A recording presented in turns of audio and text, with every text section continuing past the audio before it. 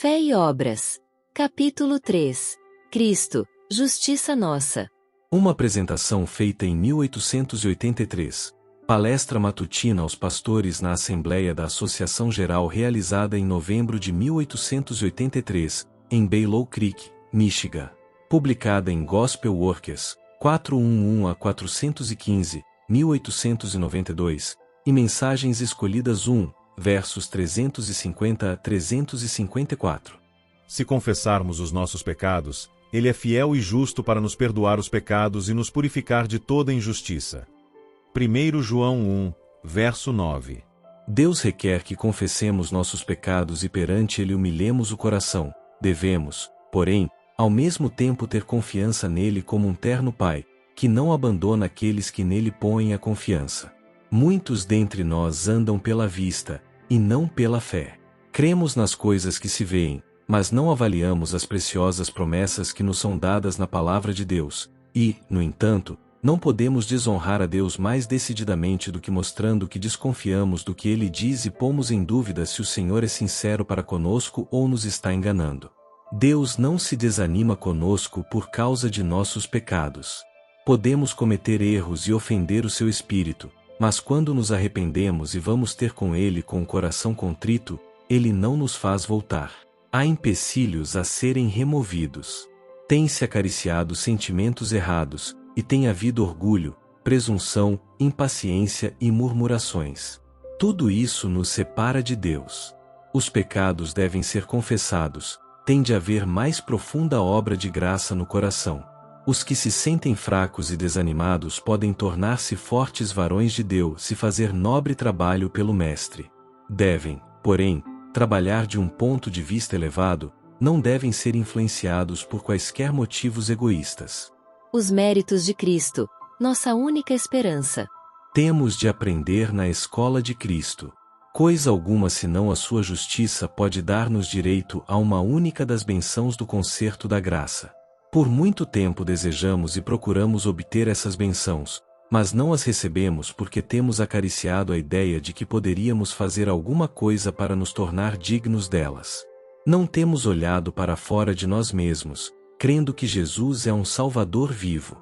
Não devemos pensar que nossa própria graça e méritos nos salvem. A graça de Cristo é nossa única esperança de salvação. Por meio de seu profeta promete o Senhor: Deixe o ímpio seu caminho, e o homem maligno seus pensamentos, e se converta ao Senhor, que se compadecerá dele, torne para o nosso Deus, porque grandioso é em perdoar. Isaías 55, verso 7. Temos de crer na clara promessa, e não aceitar os sentimentos em lugar da fé. Quando confiarmos plenamente em Deus, quando nos apoiarmos nos méritos de Jesus como Salvador que perdoa os pecados, receberemos todo o auxílio que possamos desejar.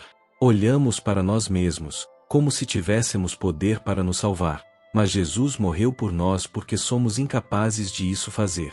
Nele está nossa esperança, nossa justificação, nossa justiça. Não devemos ficar desanimados, temendo não termos um Salvador, ou que Ele não tenha pensamentos de misericórdia para conosco. Agora mesmo está Ele prosseguindo em sua obra em nosso favor, convidando-nos para nos chegarmos a Ele em nosso desamparo, e sermos salvos. Desonramo-lo por nossa incredulidade. É espantoso como tratamos o melhor de nossos amigos, com pouca confiança depositamos naquele que é capaz de nos salvar perfeitamente, e que nos deu toda a prova de seu grande amor. Meus irmãos, porventura esperais que vosso mérito vos recomende ao favor de Deus, pensando que tendes de estar isentos de pecado antes de poder confiar em seu poder para salvar?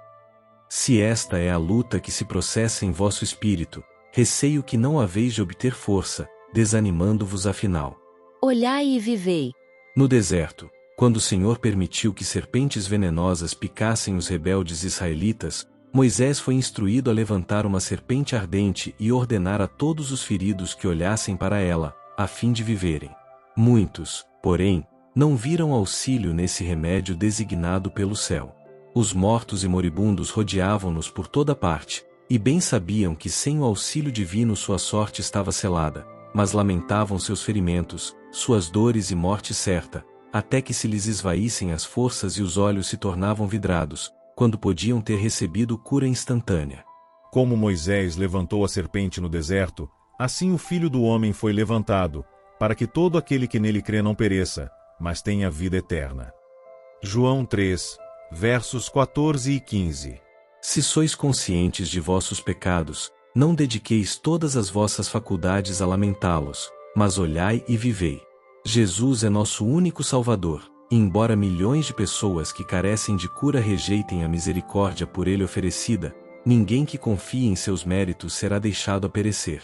Conquanto reconheçamos nosso estado de desamparo sem Cristo, não nos devemos desanimar, devemos confiar num Salvador crucificado e ressurreto.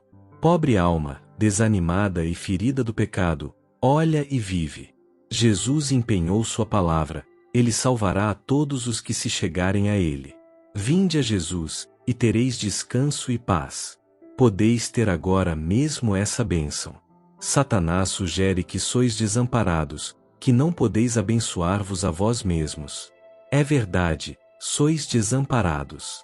Mas exaltai a Jesus diante dele, tenho um Salvador ressurgido. Nele confio, e ele nunca permitirá que eu seja confundido. Em seu nome triunfarei.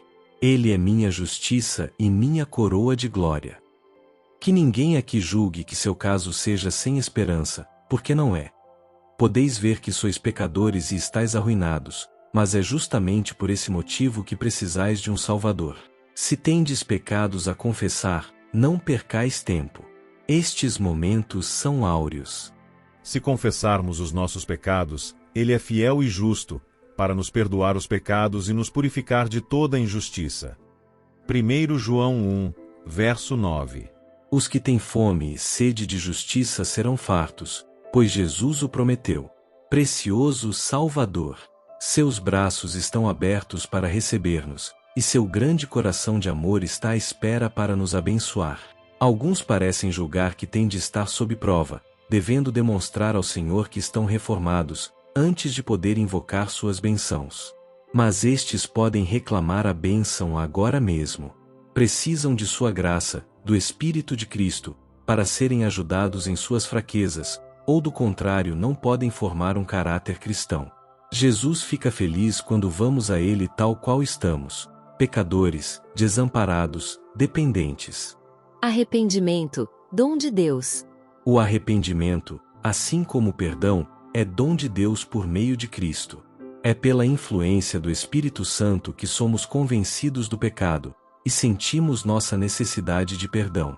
Ninguém, senão os contritos, é perdoado, mas é a graça de Deus que torna o coração penitente. Ele conhece todas as nossas fraquezas e enfermidades, e nos ajudará. Alguns que, pelo arrependimento e confissão, se achegam a Deus, e mesmo creem que seus pecados estão perdoados, deixam de reclamar, como deviam, as promessas de Deus.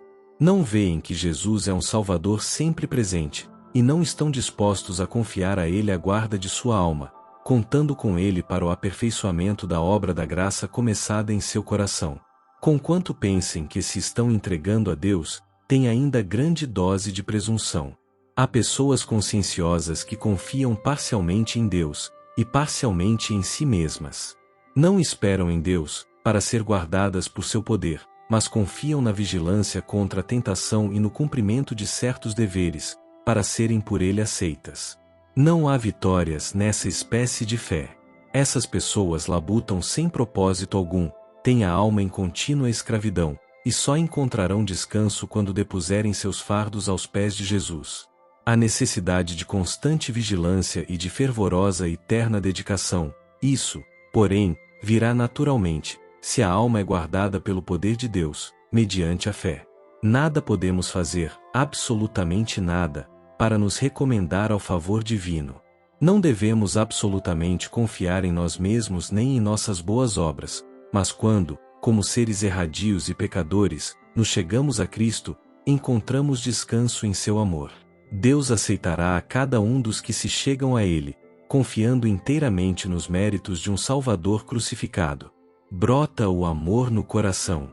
Pode não haver êxtase de sentimentos, mas haverá uma duradoura e pacífica confiança. Todo peso se tornará leve, pois leve é o jugo imposto por Cristo. O dever torna-se um deleite, e um prazer o sacrifício.